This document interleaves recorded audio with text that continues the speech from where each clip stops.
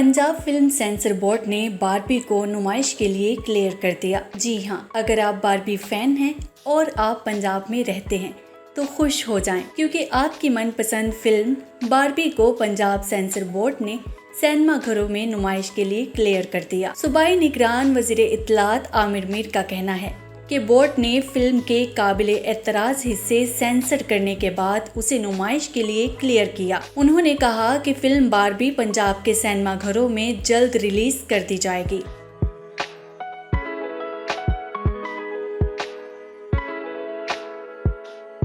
Margaret Ruby और Ryan Gosling ने film Barbie में मरकजी किरदार निभाया। रिलीज के साथ ही फिल्म बारबी का बॉक्स ऑफिस पर राज रहा और अब तक ये फिल्म $93 मिलियन से ज्यादा का बिजनेस कर चुकी है। फिल्म बारबी ने ओपनहाइमर को भी पीछे छोड़ दिया। फिल्म बारबी जल्द ही पंजाब भर में सिनेमा घरों की जीनत बनेगी।